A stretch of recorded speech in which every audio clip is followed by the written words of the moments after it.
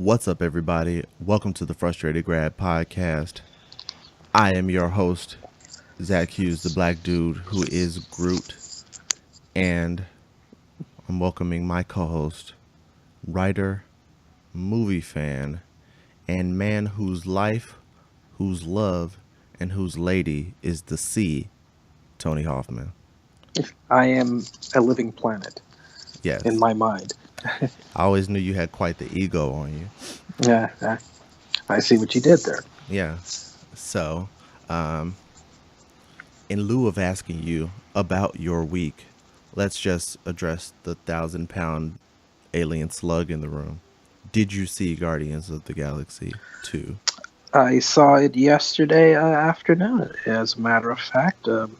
When did you see? You saw it Thursday night, right? Yeah, I saw it. That's my usual night for new movies, is the Thursday. Why is that? Are you just so excited? Did you have to go out there and be among the first? That's part of it. I have to be uh, in there early and often. Plus, uh, there are practical reasons that helped me out going to that showing, because number one, it's not usually completely filled, so it's better than the Friday crowd. And for YouTube purposes, it helps to see the movie the day early so you can get a review out before everyone else has seen it. Although a lot of people are seeing it Thursday nights now. You haven't cracked that the press screening nut yet, or you haven't been able to go to like the early screenings that they have sometimes with the. I know that there's like a website. I think it's Go something. GoFobo.com. I've GoFobo.com. never gotten one of those They successfully. tabulate all the radio contests and uh, studio screenings, free That's screenings that so they that's have. where they get those. Okay, I didn't Yeah. know like what the source of that was. So, yeah, the only ones I've gotten were was this one Warner Brothers one recently that I got was the King Arthur screening.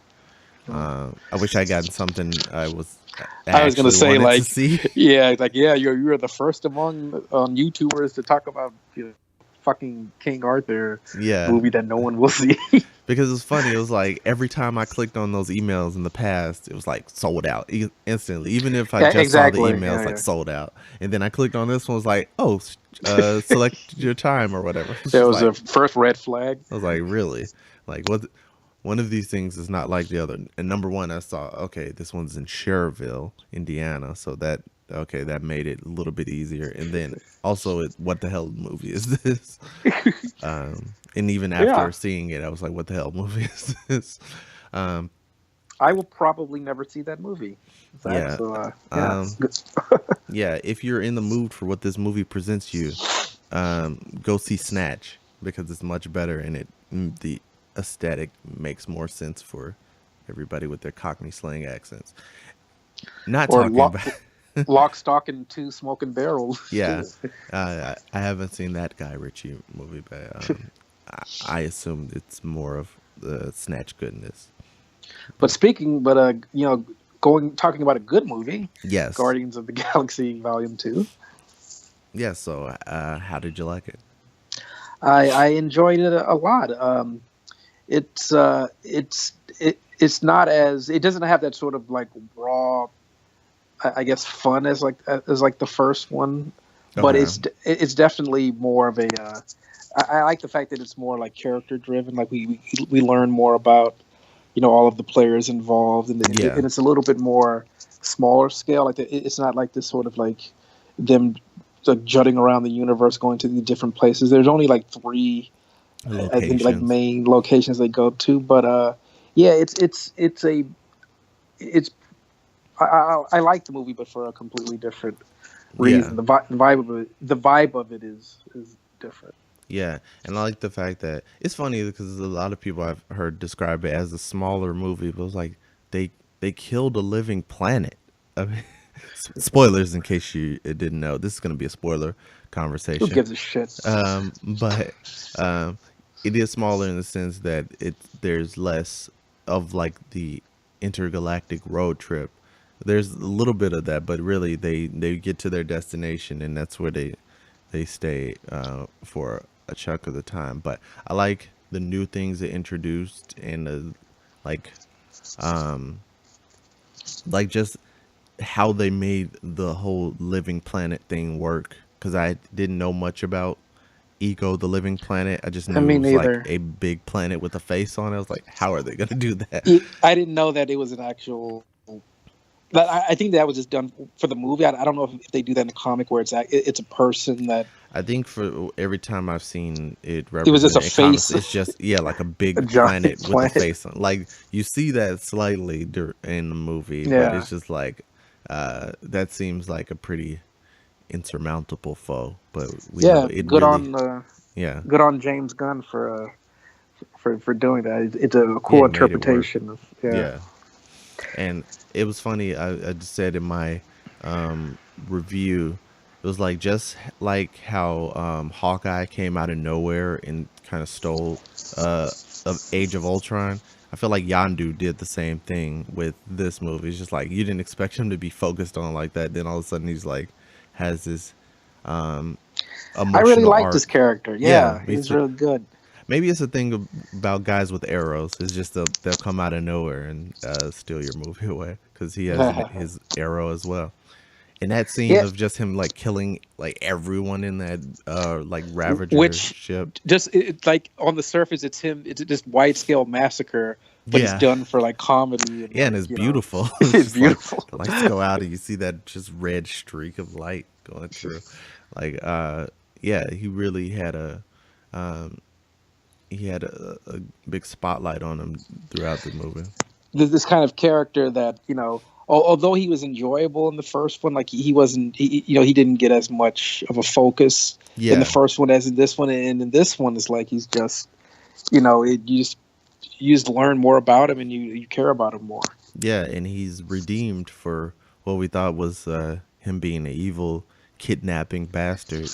Who wanted to Um, eat Peter? yeah, he just didn't want to deliver him to be eaten by his real father. um, but I'm trying to think. Was there anything you wanted to spotlight generally throughout the movie? Because I had a few of the things like post credits and like Easter egg things I wanted to talk about. But was there something else you wanted to spotlight from the Sure, movie? we can talk about that. We don't have to like go into like fucking Breaking scene by it whole scene, down. Okay. act by act. Like the one thing they hit on it twice was obviously the Stanley with the Watchers. Uh, so did this ring a bell when you saw it, or was it something you had to look up, or I mean, was it again? it pretty much confirmed it without actually. They don't actually like name him, as the Watcher, Yeah, but like the way that he was there and he was describing all yeah, of that his, giant head. yeah, and he was describing all of the scenes or the places he had been throughout all the Yeah, it's Marvel like in that movies. time I was a FedEx Yeah, guy. I was yeah, like, okay, finally it's yeah. confirming like this Stanley character is the same guy. And he's basically acting as a watcher himself. He's just like stepping in these events like, okay, let me observe this situation. So that's I like that new unifying theory that sparked. Plus, that was the thing I had seen just on a recent video from the Cinema Sins channel. They were saying like it would be great if this Stan Lee cameo told a story over multiple movies, but it doesn't. But I mean, based on the fact that like different franchises are owned by different people, scheduling wise, it would have been hard to have a linear story through all of these movies. Like he was in Deadpool and he's been in the X-Men movies and he's been in the MCU. Like they would have had to all agree on some kind of arc for this cameo character. And he's like in his 90s Yeah. too. Yeah, I plus saw him at C2E2. how was he Um, looking? I mean, he looks like like Stanley, like the way you've seen him in these movies and stuff. But I had heard that like at this stage of like him appearing at these cons and stuff, like you can't like hug him and stuff, or He's a brittle pretty man. much when you take those photo ops with him, is just pretty much just standing with him or whatever. I Okay. mean, the guy, I heard that like he had been like he's 90 something years old, so like more hospital stays and stuff like that. Like he doesn't travel as much, Yeah. so yeah. Yeah, and I like what this movie did, and I mean, I was originally not thinking it was intentional, but it's really smart if it was. It was like they actually gave him a point of exit from the Marvel cinematic universe. 'Cause they just left him on that planet. It was like, oh, you're supposed to be my ride.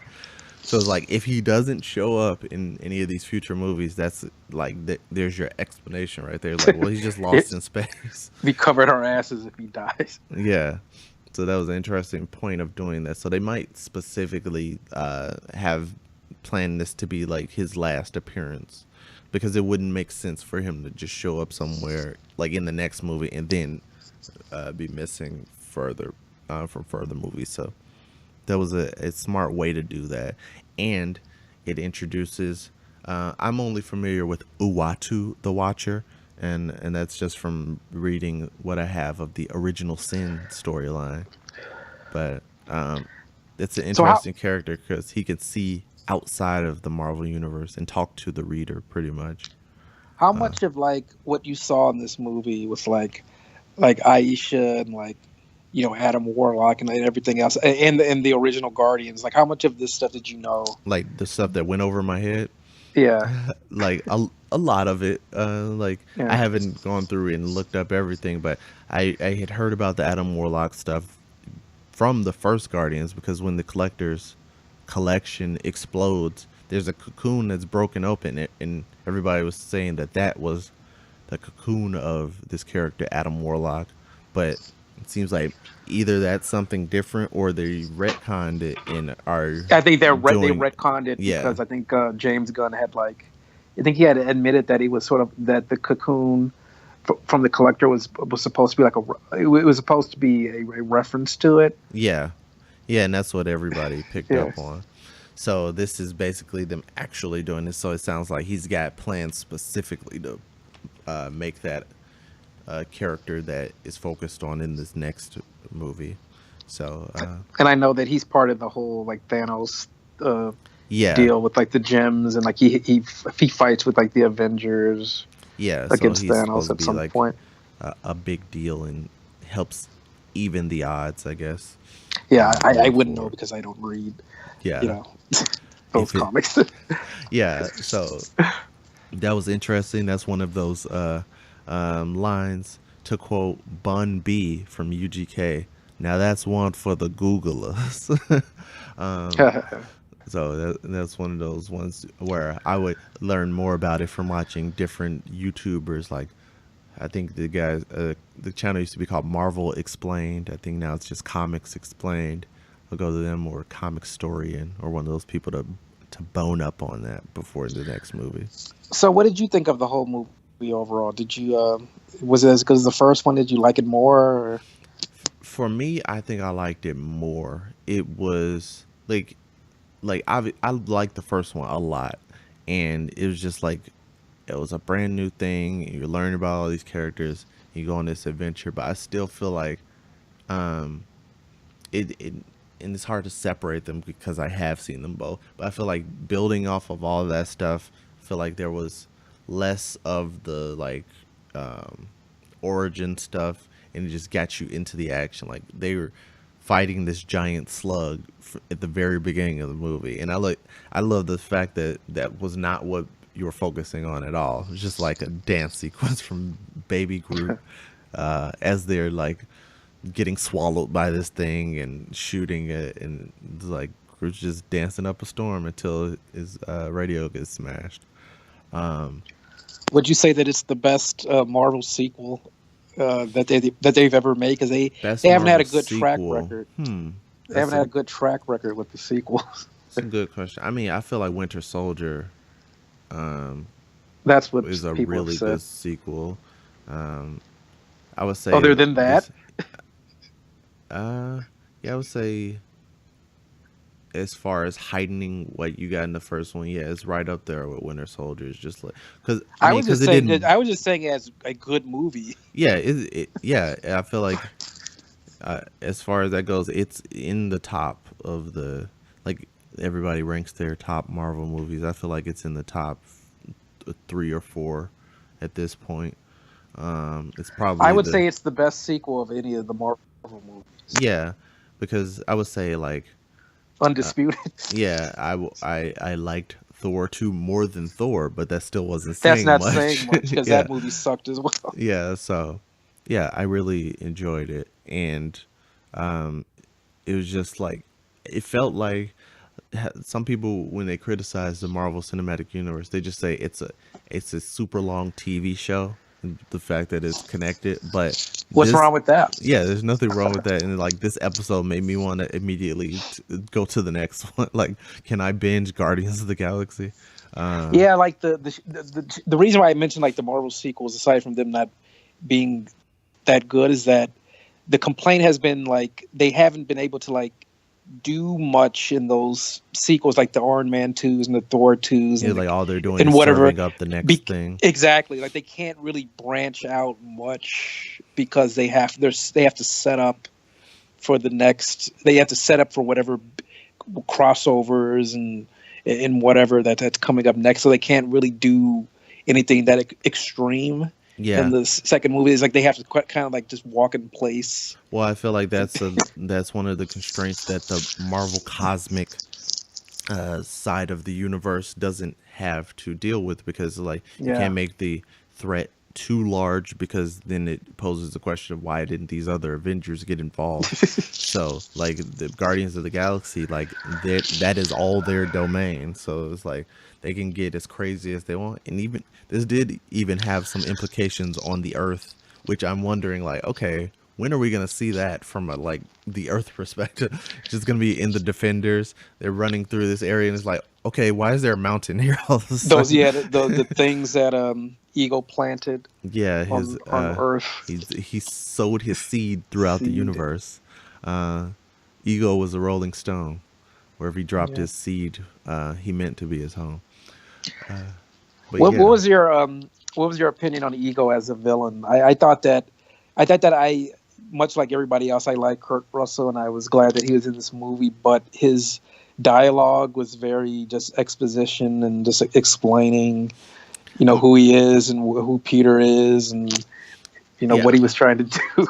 yes. Like on one side, it's just like, okay, you can just say this falls into just like villain monologues, as one of the sins from cinema sins.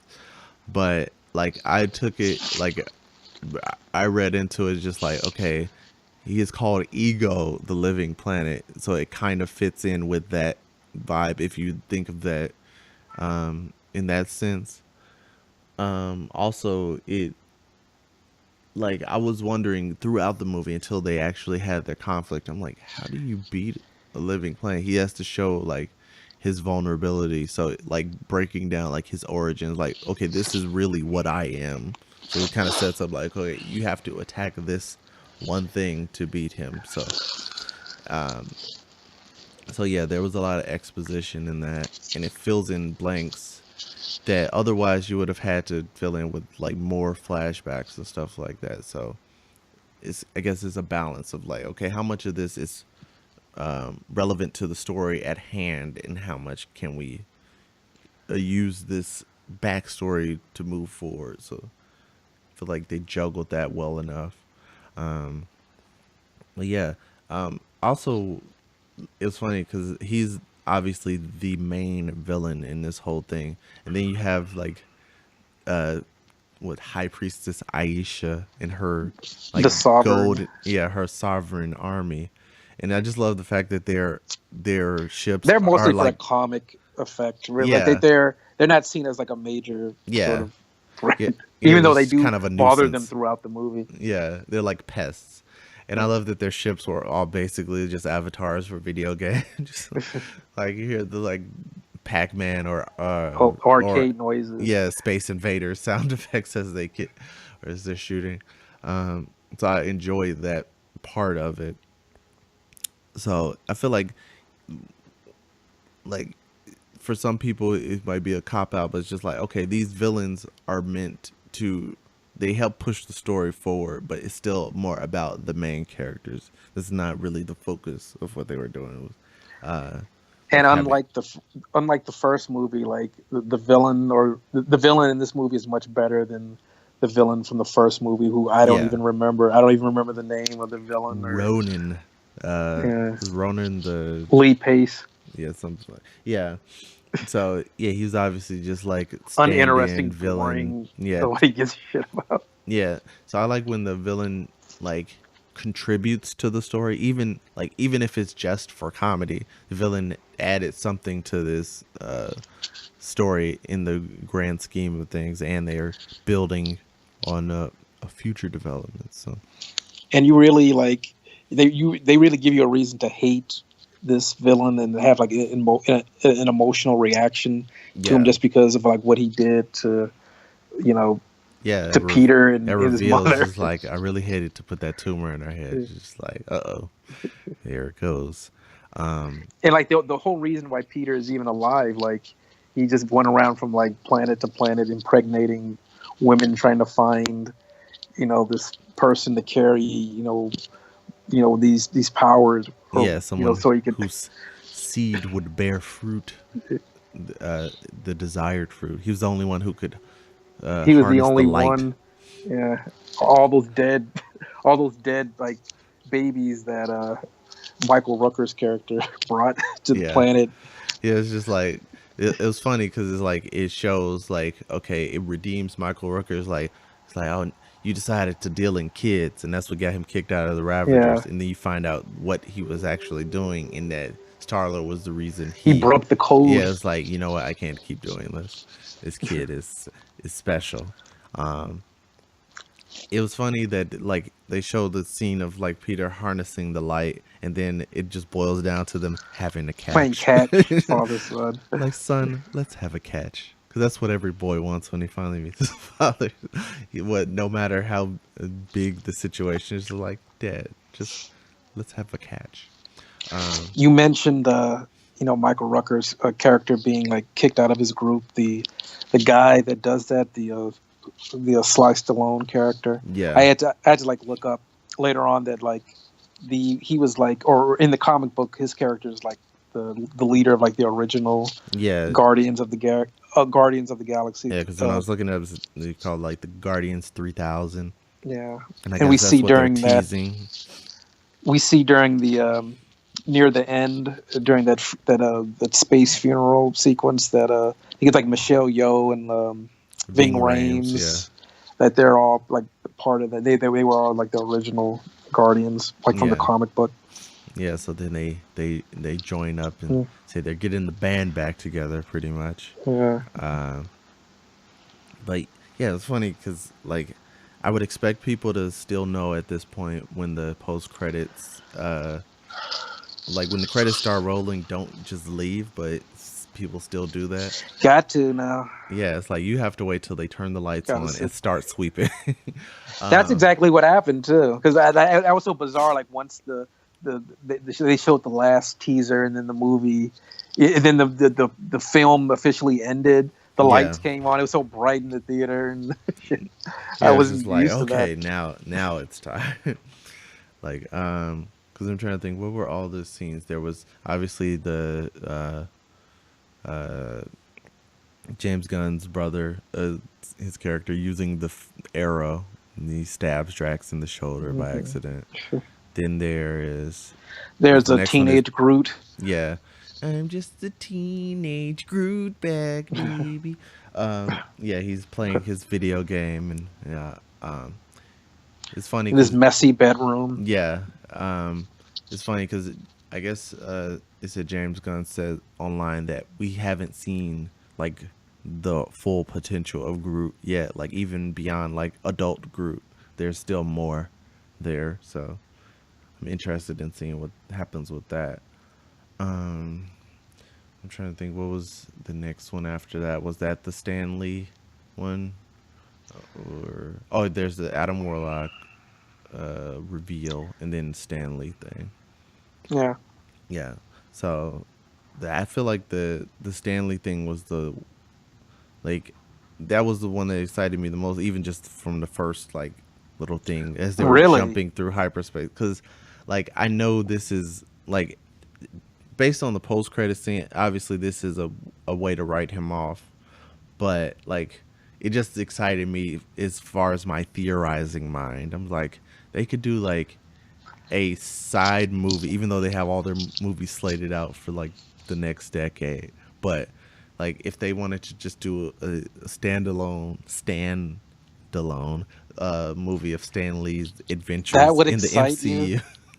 Yeah, Why just would that because, excite you? just To like watch I some want to know more old about. man doing adventures? Yeah, because like people like Back to the Future too, and really it was just Marty going back behind the scenes of what was happening in Back to the Future One, and just like changing stuff again. So I would be interested in seeing like the events of the whole MCU from his perspective and like what was he really doing there. But I think he was obviously it's just never gonna happen. But watching things. he was watching, but I would assume there's some greater purpose because the Watchers, who he was up there with, they're I think all they do is that they just sort of keep an eye on yeah, they things for observe, their and own their yeah, code is to not interact with stuff. interfere. And, Yeah, yeah. and Stanley is clearly interfere, even if it's just by being there. It's like what they say about nature photography. It's like just by being there, you're changing the situation. So like he interfered in his own way, but that's just like the fan fiction part of my brain that sparked. But I'm Mm. assuming there's no follow up to that.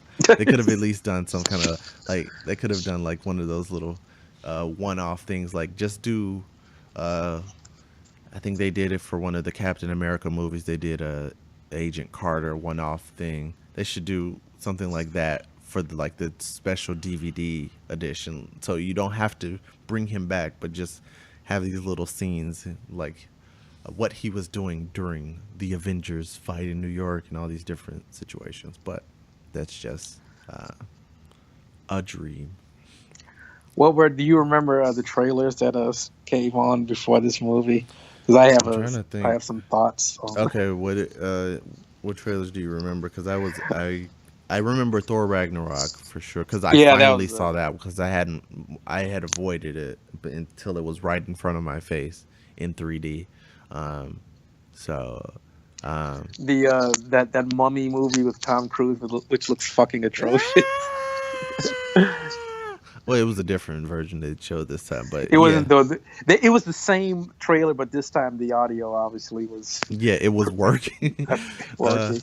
I just love that like I put it at the beginning of one of our podcasts a couple weeks back, but like for those out there who haven't seen that, just look up the Tom Cruise Mummy trailer with the audio fail and how that Why was would they fucking send that published. to like movie theaters? It's just like that's an epic fail right there.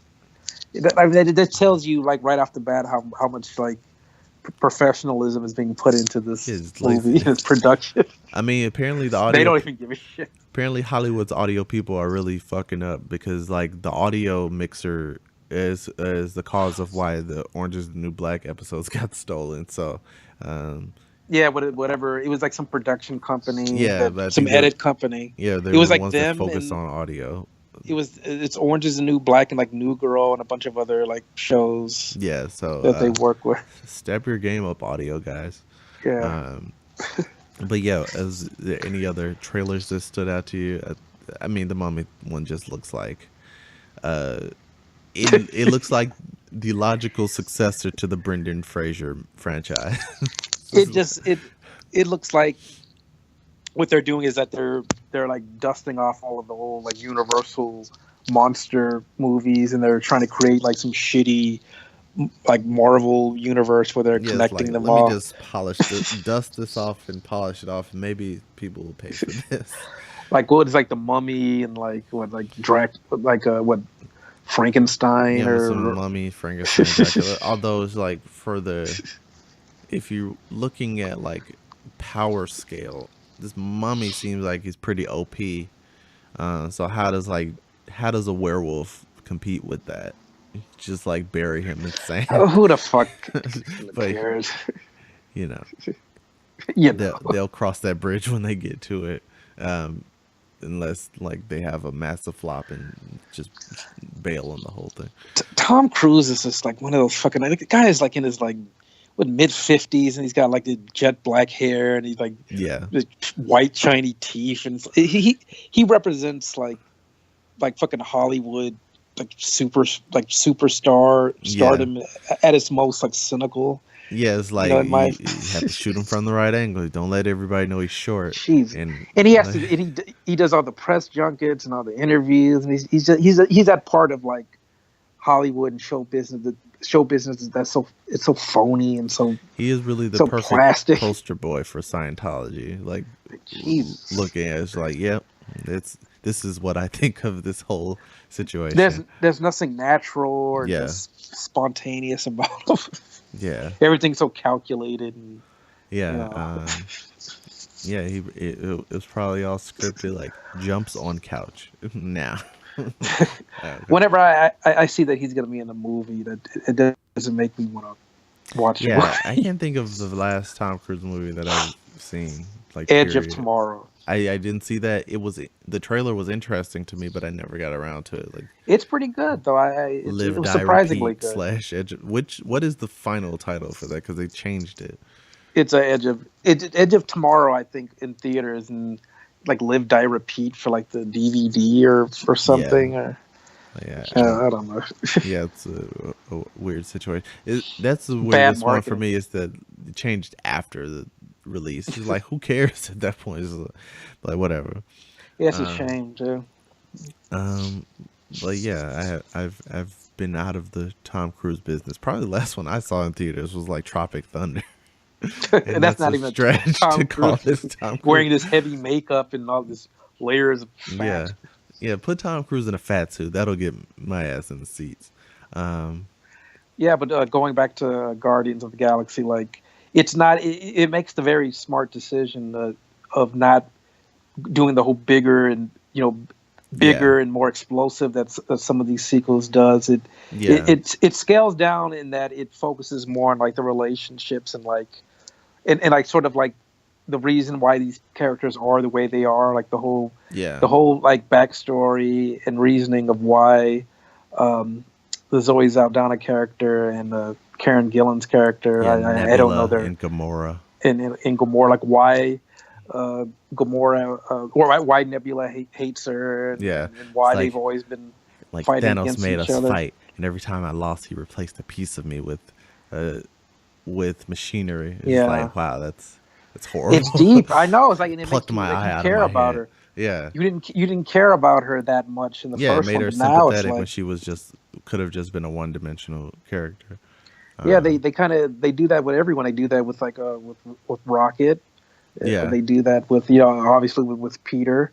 They don't do yeah. that much with Drax, but It's mainly fu- because he's the comic relief. it's funny that like people have said that like Drax is the one who gets underserved here, but I like the fact that like Drax, his He character gets is the best obvious. lines. Well, yeah, his character is obviously the most verbose and he has less of a filter, but they do like hint at it, and that the fact that he's pretty much hiding it when the empath Mantis she just touches him and starts crying. It's just like, okay, that just hints at like, okay, we know what's going on beneath the surface, but they're just like, we're not gonna go all in on that right now because this movie would get much sadder. And I don't know if Bautista is capable of doing that kind of acting, I unlike think everyone I else. think he's growing, but maybe by Guardians 3 he'll be ready for that emotional arc of actually addressing his family's murder. I mean, but when you think about it, like lesser actors had to deal with similar situations. They just need to write him a story like Death Wish or something like that, where he just plays the Chuck Norris character, He's just like, I'm out for revenge. You killed my family, and then just roll with it like that. Yeah, Um, or anything that Vin Diesel does in anything. it's all about family. Yeah, no This acting or is personality required. this is the greatest Vin Diesel performance I've ever seen. Oh, By the way, absolutely. I was just thinking about that when I was watching the movie. Like, he probably just went to a recording session for like 10 minutes or yeah, 5 minutes. it was funny because I think maybe they were just trolling him, but I think for the first movie, like he literally says a different line for "I am Groot" for every line in the original Guardians of the Galaxy. It's just like, Like, okay, I say it am like Groot. this: "I am I Groot." am I Groot. Like, am Groot. say it like you're asking a question. I am Groot. Say it like you're surprised. I am Groot. Just like, okay, like put a little more emotion behind this. I am Groot. I'm trying to think, like, is he clever enough to know that they're kind of At like this point, he insulting him? should know. I Because mean, he it is. seems like a he seems like such an egotistical narcissist that, Yeah, you know, and it's maybe funny. Like, it's he's just funny. happy to be part of a Marvel franchise.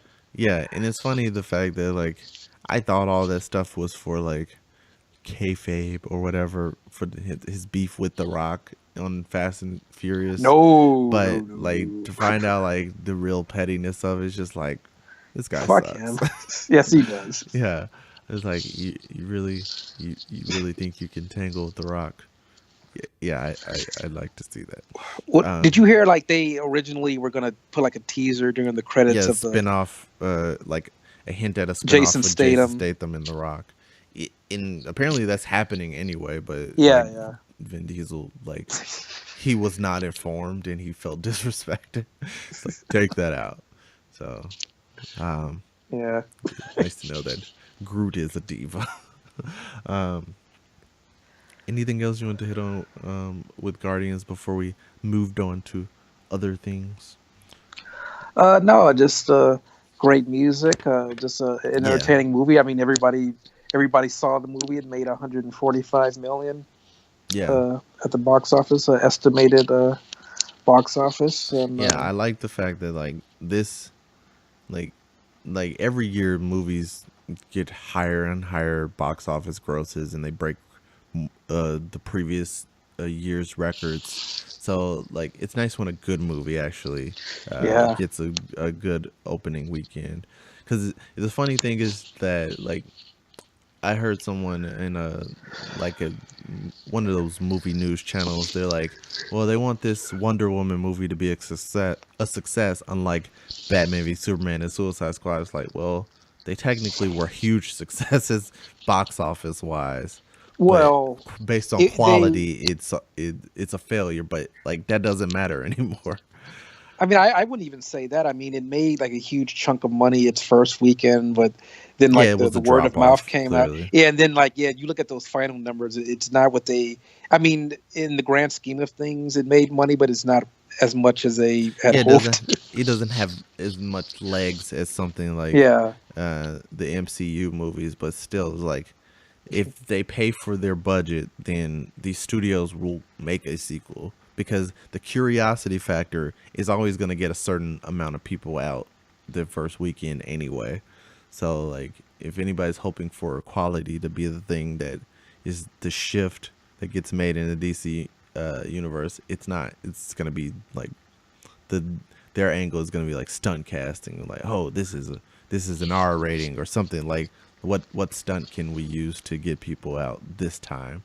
So hopefully Wonder Woman breaks that curse, but I my hope is here's what I think is gonna diminishing. happen. It's gonna be better than, like, Batman v Superman and Well, at the least they won't have to and, focus on 20 people in the cast. in the Dark Knight, in the Man of Steel, Yeah, but it'll be like overrated, and people talk about how good it is, and then yeah, there's Justice that League will come curve. out. Yeah, And that'll be a big piece of shit because it looks like a piece of shit. yeah, it's like maybe the common denominators here is that they can't handle a large cast, and based on them, like, I mean, I guess besides I guess with the cast of Justice League, maybe there's not going to be like the ego situation of balancing people's characters and not having to make like Will Smith's character, who is nothing to most non-comic book fans, into like the main character. Maybe they don't have to deal with that as much, but we'll see. But I'm just hoping there's some kind of improvement going forward. That movie looks like such a. I'm just gonna say that right now without actually seeing the movie. That movie looks like such a giant piece of shit. Yeah, it doesn't excite me at all. It's like Do you think Superman's gonna be back? uh Superman died in the he's last movie. dead. Even though there's like a floating bubble of dirt around his casket for some mysterious reason, but you know, we have talked enough about Batman and Jesus. Superman on this podcast. Well, there are some other like Marvel properties, some TV shows that are coming out, but you don't watch trailers or teaser trailers. So I don't know how much we I can mean, I actually hear news talk about them. about them. I mean, as long as you don't break it down detail wise. Yeah, Plus, let's talk about things we don't know anything about. Yay! what is the trailer you're specifically referencing? I watch TV trailers. There's obviously the Inhuman stuff that came out. Yeah, did you I've see like the seen, little? Did you see the photo of the cast? yeah, and Black It's Bolt. not encouraging. Yeah, it looks very like cosplay ish. TV It's just like, shitty okay, cosplay. we're not gonna The have this bad guy wear a wig. mask every episode, so just show his regular face. Even though What's the name of the female character with Medusa, the leader Medusa, of she's the supposed to have like queen of this. the Inhumans? Yeah, she's supposed to have like this living Medusa esque hair. It just looks like a long red wig. Looks Uh, like bad, like a bad wig, yeah, so it doesn't look great, and it's weird the fact that like, and no crossovers with the Agents which of doesn't make Shield. any sense. Like, you literally They're turned adamant Agents of about. Shield into the Inhumans show, and then you're like, no, never mind. We're just gonna do Inhumans over here also. It's just like, okay, maybe you don't have to do crossovers, but it's just still like, hopefully it still makes sense in the scheme of like, okay, the Inhumans are a thing. People know about them, so you can't reveal them again.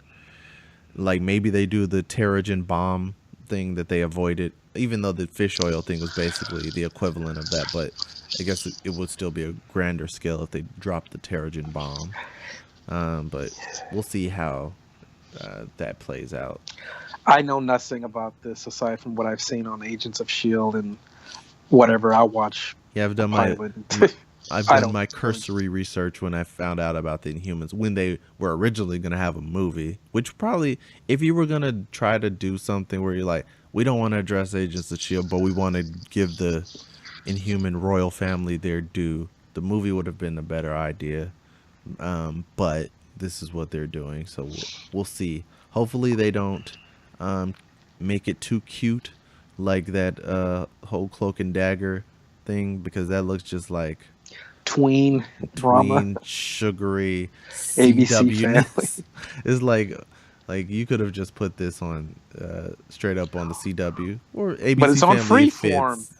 Like, Freeform is the closest thing. yeah, like they continue to prove more and more why Freeform wasn't anything but a name change. It was like, this is still ABC Family. Like, it's no different. Um, the just family You turned see, the teens away, I guess.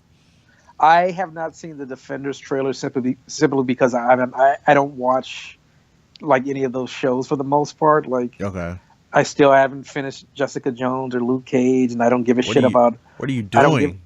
I don't give a shit about Iron Fist. I can So understand the Iron Fist thing, but Jessica Jones and Luke Cage, I actually think both of those seasons were great. Daredevil is obviously still the best of them, but Jessica Jones and Luke Cage are both very interesting watches, and they give you different like Luke Cage in terms of like things. the actual quality of the production and the acting, it looks interesting, but it's such a bleak fucking downer of a thing with like all the blood and like all this like gangs and like cleaning up the neighborhood and like I there's feel not a whole lot of sunshine. I feel like it gives you a I feel like it gives you a spectrum of the black experience. Like Yes, you get the music, then I there's do obviously the appreciate drama that.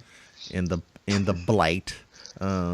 Yeah, But like all there the good people, any like hope for like goodness, like it's always like overcome by like the corrupt fucking like government, the corruptness of like the of like the people there and like yeah, the drug it's war. like, okay, this person's trying to help the community, but you know they have an ulterior motive, and I just like it.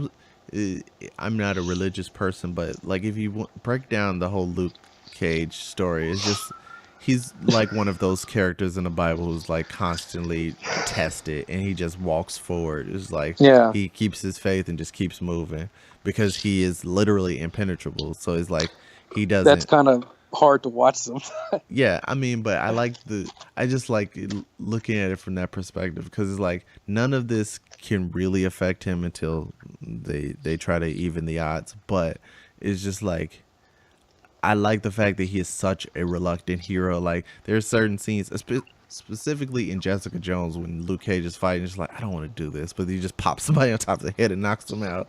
It's Yeah, like yeah. He's the it's a very bartender. different thing that you haven't seen in a superhero movie before. It's the same reason why I didn't I only saw like season 1 of Daredevil. So I just got tired of like the Kingpin and like all the fucking like he owns the police, he owns this person, and like You're bailing before all of the best stuff. Like Punisher is awesome, but yeah, um, I mean, they say like people talk about superhero fatigue. Maybe you're showing symptoms, but yeah. like I'm enjoying this stuff. Like obviously, like everything uh, can be the the absolute best. Like even with the show that had been my favorite superhero show on TV, Flash, it just started I to get haven't into a watched pattern. any of this season at all. Yeah, I literally had to watch. I had to watch 5 episodes just to catch up with Wow, that sounds this fun.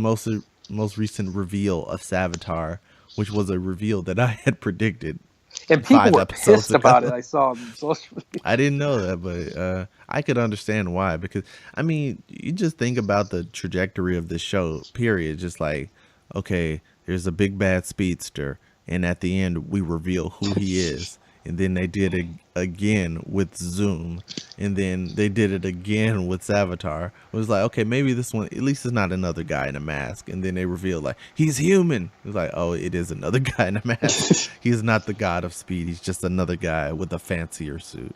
And So also, yeah. like, don't forget that if a girl doesn't like you in one timeline, you can just keep going to different timelines until she loves you. Yes, that's the ultimate moral of the Flash story: is no means not yet. No means not right now. I'm sure the Penn State boys will love that. Um, I mean, she did love him just as a brother, which is creepy when you think about it. It's a Game of Thronesy of them. Um, They're not blood. yeah, they're completely different colors, so it's all right. Um, but yeah, that's it for Flash Talk this week. Flash talk. Um, As for Arrow talk, yeah, and that's it for Arrow Talk. But yeah, so the Defenders trailer, I thought it was interesting. It makes some people said it makes up for the whole Iron Fist thing. Like, okay, we've introduced him, now he's in there, but I've still found redeemable things about and Iron you like Fist. Iron Fist. I You're one don't of I the, don't like Iron Fist. I think, like I said, the choreography is you're straight out of Power fascinated Rangers. by the courtroom intrigue of There's no because that's why people watch Iron Fist. They want to watch a bunch of fucking boardroom scenes. I like the heroineness of it all because it really speaks to the state of Who's gonna get his company? spoiler alert.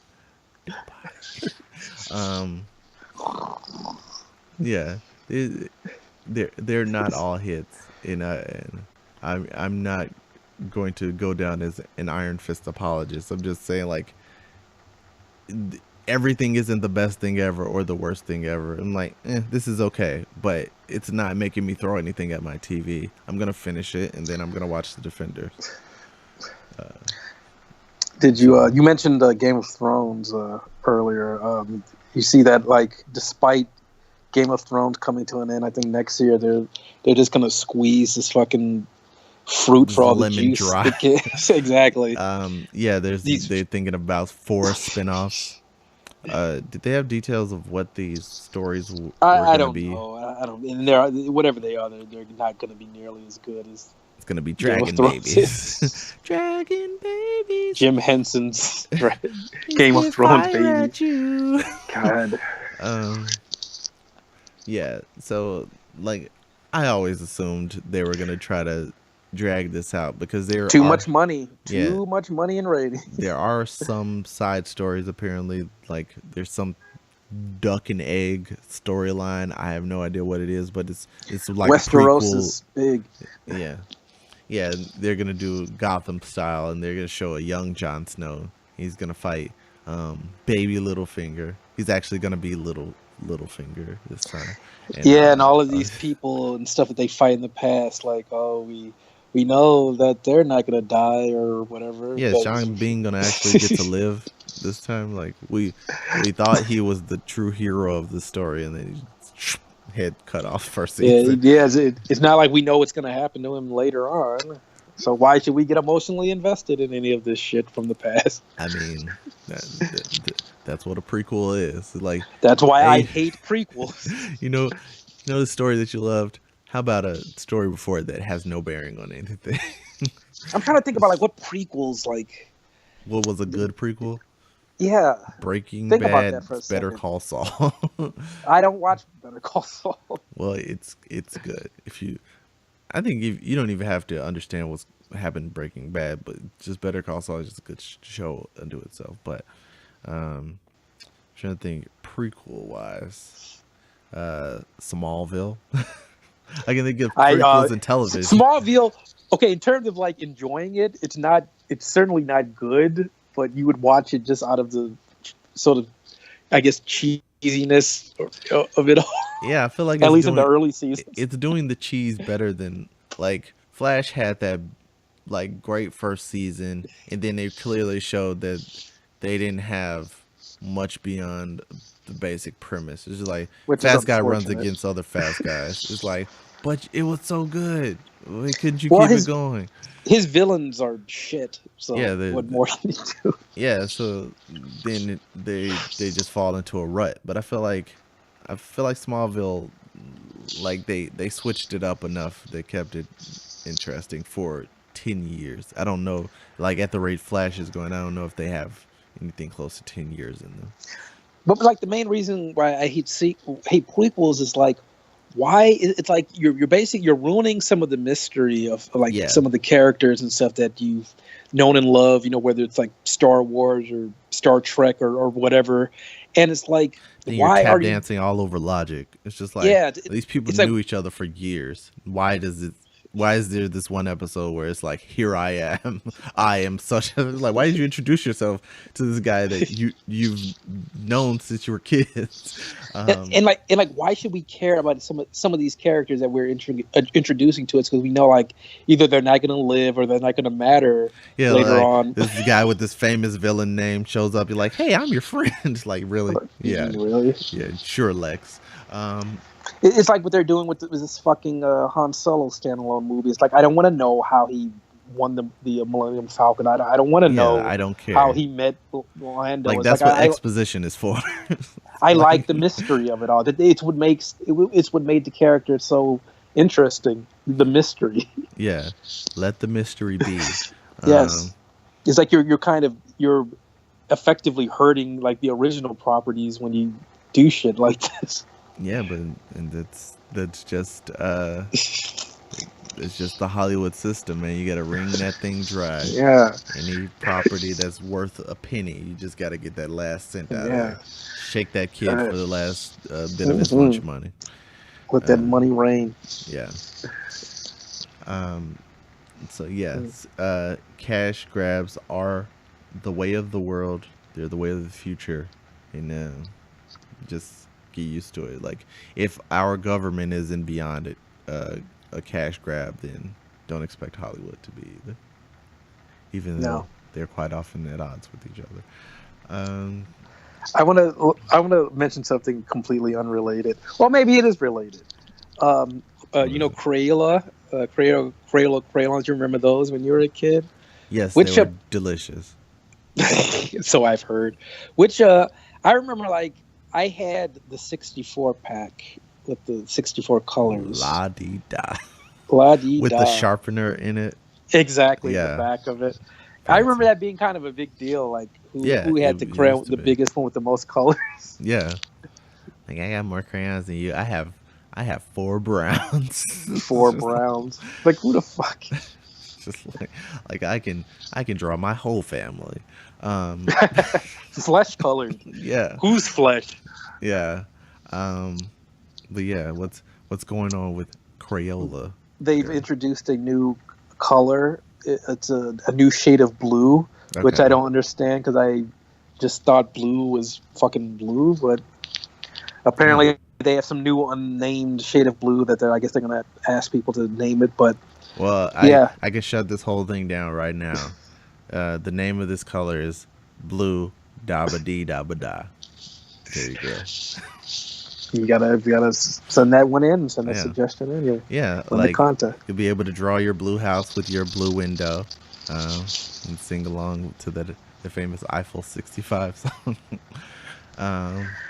Yeah, I remember when crayons were a big deal. Yeah. Now it's all about colored pencils. They're all the rage on social media. Everybody's tweeting about colored pencils. They don't taste as good. No, there's always that risk of lead poisoning as well. Exactly. I was going to say they're more poisonous. Yeah. Yeah. So everybody get out there and name that blue. Or not. Based on the attitude of the internet nowadays, it would just end up being Bluey McBlue face or something like that, or Harambe Blue. But Harambe Blue. Haram Blue. There you go. There's your name. What else is going on? I saw that Ebony magazine, which their offices used to be right near Columbia College, where we each attended school on Michigan Avenue over there. That they're cutting their staff by a third, and they are moving their editorial operations to Los Angeles. Well, that's always great for jobs. I don't think they were supplying that many, or at least not that many well-paying ones at this point. I mean, print media is dying. Jet doesn't even exist anymore. So, is it like an online thing? Is there any version of Jet available? I know they stopped sending me my lovely little magazine. Beauty of the Week. Oh, yeah. sorry. I love Beauty of the Week. It was on page 43, I think. 23. But oh yeah, I remember that in my when I was around 12 or 13, that being a big deal. Yeah, like, oh, what does this girl do? She's a flight attendant. Yeah, but it says like in this article from the Tribune that they're merging like Ebony and Jet. I didn't even know. Okay. Yeah, the Jet was still in existence, but Jet and I remember. Ebonet. Ebonet. Yeah. Jebony. Yeah. I remember my mom had a subscription to Ebony magazine. I have it on the cocktail table in the living room. I was always a Jet guy. And you see black people getting married in those editions. That's what's hurting the black family. They don't get a magazine in their mailbox like once a week, showing other black people getting married. Showing actual examples. Black people on the cover. Yeah, they matter. They exist. Yeah, like they instead of this whole movement against police brutality, we should have a march for Black Magazines Matter. Or at this point, I guess you would have to just say magazines matter, and then have a dictionary definition of what a magazine is, because a lot of people wouldn't know anymore. But you mentioned that Black Lives Matter. Did you see that guy, one of the guys from that Ferguson protest, the guy that's throwing that Mazel Tov cocktail in that picture from that apparently like he was killed in like a car. He was shot in a car, and there's like this under like weird circumstances. Like they're saying that suspicious.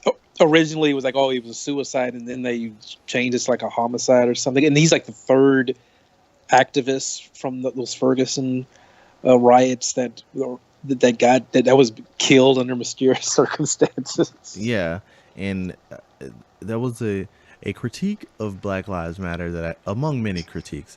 Well, one that I had heard in the past was like, who's even their leader? Who's the person? Who's their main guy? Because that's like, people haven't moved past the point of like, oh, this is the new Martin Luther King Jr. But it's like, well, it was better that they didn't have one singular leader, because it literally put us a target on their forehead. But since they haven't pinpointed one leader, it's just like, okay, let's spotlight whoever we can identify from this group, and just one by one. Eventually we'll get them. Edward Crawford is the guy's name. Yeah. So anybody associated with Black Lives Matter, invest in a helmet, I guess, in a vest. I don't know, because like uh, they are definitely being targeted. That is unmistakable, and nobody can tell me otherwise. Such an uplifting note. Yeah. Uplifting story. Yeah, and we cannot close out on that.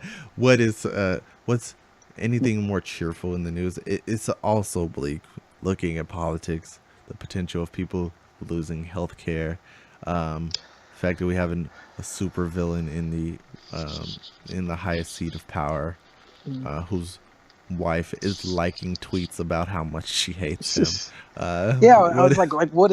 I'm thinking, like, did she know, like, or did she like do that on purpose, or is she even running her own fucking Twitter account? Who knows? But just did she even understand what the meaning of the tweet was? I think that maybe that's part of it. It's just like, oh, I was mentioned. I like this. But it's just like, just looking at that GIF tells the whole story. It's just I remember, like, on the day of like the inauguration when that happened, like, because she's smiling, he turns around and just sort of gives this just says something to her, and that happiness turns instantly into a frown, and you just know that it was something. You just know that it was just something mean and just nasty. I mean, it's probably about something he said, but it's probably the dynamic of the relationship as a whole. It's just awful. like I put on this nice face and do what he wants, but I'm dying inside. Mail order first lady. Yeah, Stepford first lady. And it's always weird. I've heard like news about I guess they call her the second lady now. Ivanka. No, well, not even her, but Vice President Pence's wife. Apparently, that position of the Vice President's wife is called Second Lady. And this is like the worst. Yeah. It's the worst title ever. Sounds like a side. You're not important. Like this is side lady. Like that's Vice President Lego hair. Yeah. Who cannot be alone with other women. No. What the fuck? I mean, in general, I don't have a problem with that, but the fact that there's like a publicized thing, like I can't do this. Like, well, you're the vice president. You're gonna have to meet with people. You don't have a problem with that. What do you mean you don't have a problem with it? I'm he saying, said like he can't be alone with a woman and what at a restaurant.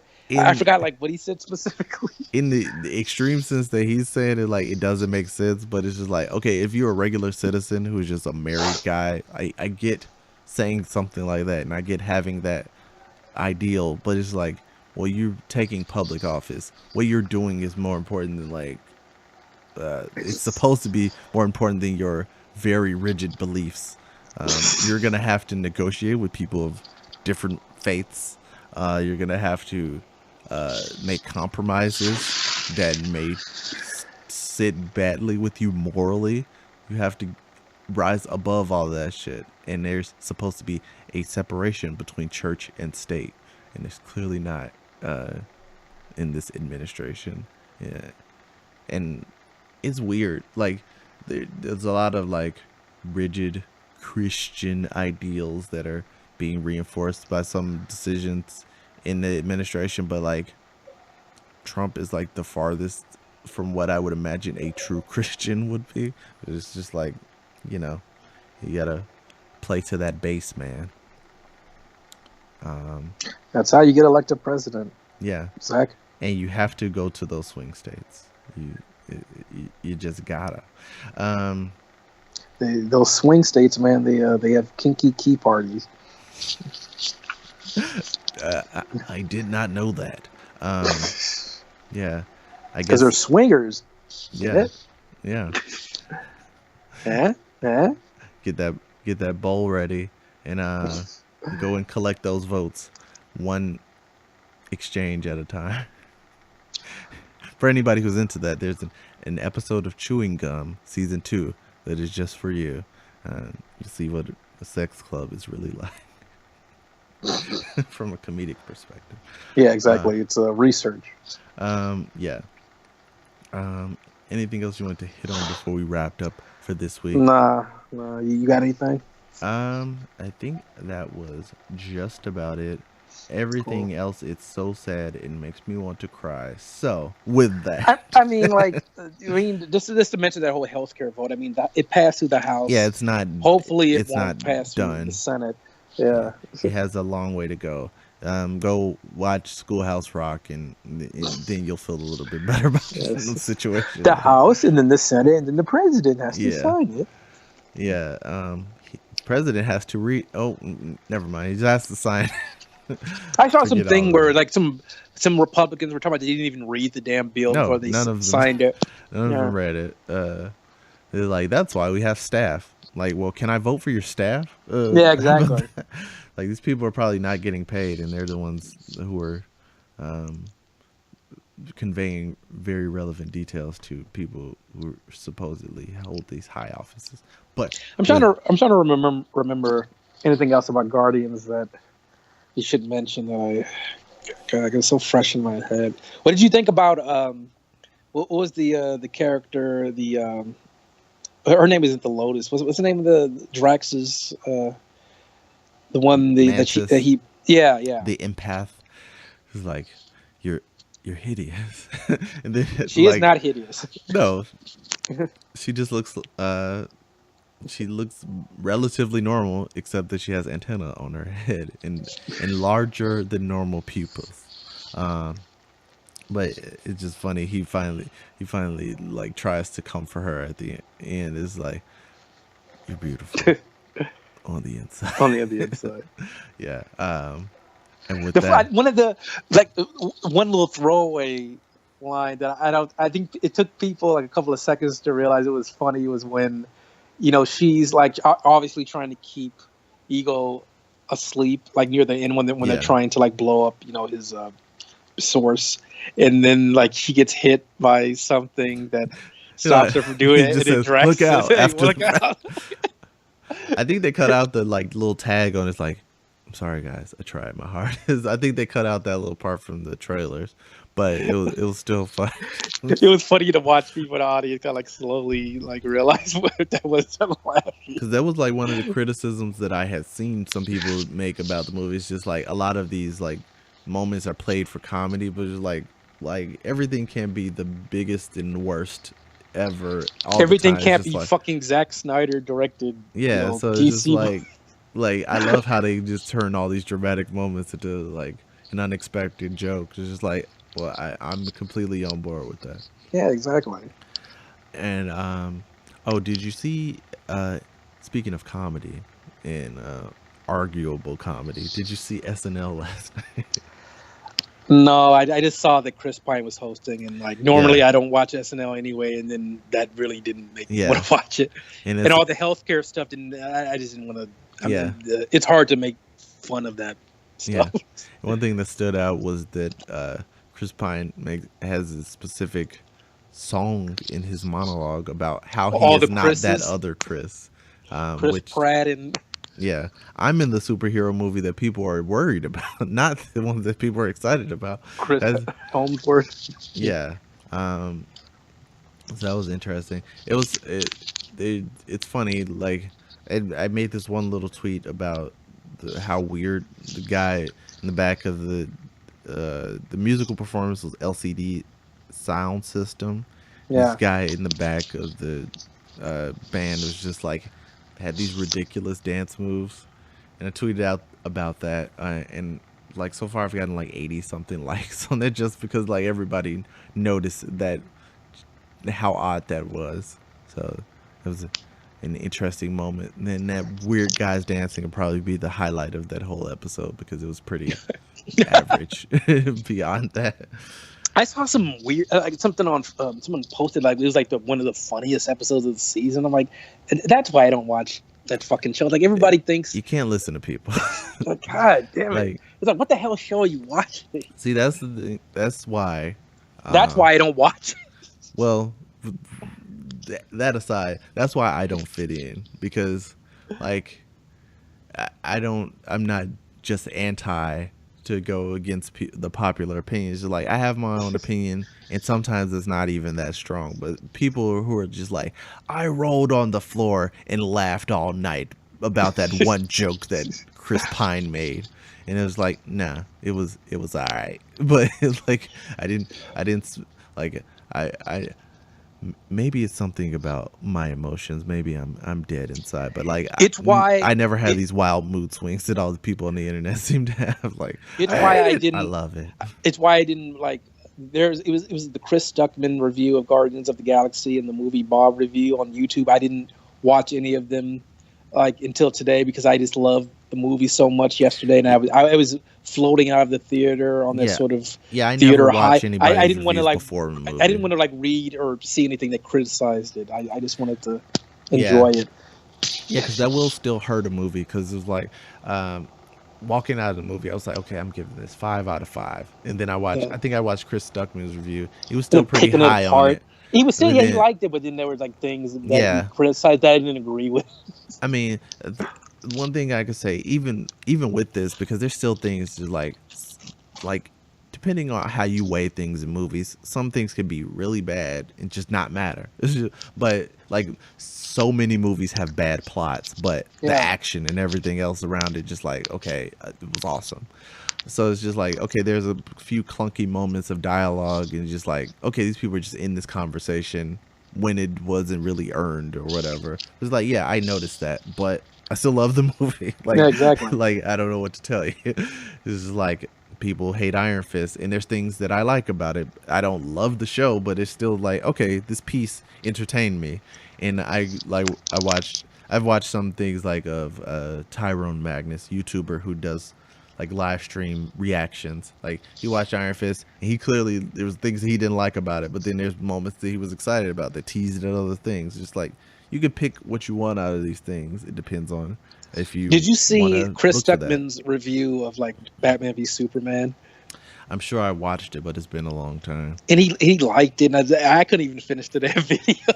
Oh, you know who really was bad with that was are you familiar with Grace Randolph? I think her channel is called, I forget what it's not her name, it's a channel, but it's like she's this blonde woman who just does reviews on like a webcam, and she shows pictures from the movie next to it, but she was like gushing about Batman v Superman, and she was one of the people who was like accusing people of getting paid off by Marvel. It's just like really, moron. Like you can't see like people, like so many people are just pointing out specific things that didn't make sense and very valid criticism. She's not having any of like everything beyond the trailer. Yeah, that's what it was. Beyond the trailer. It's like I can't remember what it was, but there's something that made me subscribe to her in the first place. Like she had some reviews where it was like, okay, I understand she was thorough with some stuff, but then like everything she went into, like how this thing was so great about Batman v Superman, and she's like going through her list of like everything she loved about it. It's just like, you've completely lost credibility with me. It's just like I don't understand you. So I was watching some reviews she did. I do not remember what it was, but it kind of pissed me off because she does that thing like you just said, where she talks about the things she liked and the things she didn't like, and she had some argument that had annoyed the shit out of me. I can't remember. A lot of things were not necessarily. I didn't have a problem necessarily, but a lot of things where she was really focused on like misogyny in movies, but she would like make. I think, was it Logan or something where she had said something? I haven't watched anything past Batman v Superman. Like she lost me on that. But it was a lot of things where she would read, like some things like surface things in Batman v Superman, where she was just gushing about it, like how it was the best directing decision of all time. And then there would be like nitpick things that you could pick about any movie, but then she would make like personal attacks at directors about it, like that's how you could tell this person is a piece of shit. It's just like well, fuck you. You could just not like a part of a movie. Like she keeps going too far with things, so lady, I don't think that exists, lady. I think that's all in your mind. Yeah, because there was like she started an official, like it was almost a rap style beef with the people from Collider video. It's just like I forgot the guy's name, John Campia. He actually had to make like a response video. Like, what did he say? I forgot. It was like he was one of the people she accused of being paid off by Marvel, and like it really pissed him off. And he was just like, "Fuck you, lady." It was funny. It's just like he specifically was like, "Okay, I had to sit down and make this video. I'm tired of talking about Batman v Superman, but have to address this woman." So it was just funny. It's just I guess that stuff has died down, but there's always still the jokes now I see of people being like, "Did you get your Marvel check this month?" So it's just like, it's dumb. Like, people like Marvel movies. I don't know what to tell you. It's like sometimes you want to see bright colors. And that was one of the criticisms about Guardians. Also, it's just like, oh, it was like a box of Skittles, and it's just like, okay, I like colorful stuff. Like, okay, some people do have very colorful funeral ceremonies, so maybe a Ravager funeral would feature fireworks. It's just like, it's not That was crazy cool. I like concept. Yeah. So, you know, popular opinion just means they're the people who are speaking loudest. It doesn't mean everybody thinks that way. Yeah, it's just like the what's it called, the Daddy of Five YouTube I had channel no that I had no idea even existed. He's like, now he's the biggest YouTuber ever, and he's the worst person in the world. And I can agree with one of those. Like, yeah, I didn't know who this guy was, but he seems like a piece of shit. So moving on. One headline that I had seen about that story was like, I think it was like the worst of like online, like viral, like like popularity. Like this is like the worst of like YouTubing, I guess, of the extremes that people will go to like get people to watch their videos and get money from it, beating the shit out of their kids. Yeah, we're playing pranks. Prank. This is the whipping my kid prank. But yeah. Where can people tweet at you their favorite prank videos? You can tweet at me at Anthony Hoffman. My Facebook. You can pretty much just search Anthony Hoffman, and my Instagram is Tony Hoffman Chai at Tony Hoffman CHI. And I'm on Twitter at Zach from Chicago. That's ZAC from Chicago. You can find me on YouTube at youtube.com/Zach Hughes. Again, that's ZAC Hughes. If you want to, you can friend me on Facebook. But if you do that, try to message me and tell me you listen to the podcast, because I get some strangers on there. I'm like, do I know this person, or are they stalking me? Anyway, you can follow the podcast on Twitter at FrustratedGrad, and we're on YouTube at youtube.com/FrustratedGrads. And if you want to hear the audio version of the podcast, you can check us out on iTunes, Google Play Podcasts, Stitcher, and there's a few other podcast players. To quote the producers of Ars Paradoxica, if it's the Frustrated Grad podcast, it's probably us. If you like what we're doing on here, then give us a comment and let us know that you like it on iTunes. And if you really like us, then go to frustratedgrad.com and donate on our PayPal button. So with that is it for this week's edition of the Frustrated Grad podcast. Thanks for watching. If you're watching the video version, thanks for listening. And that's all you get for today.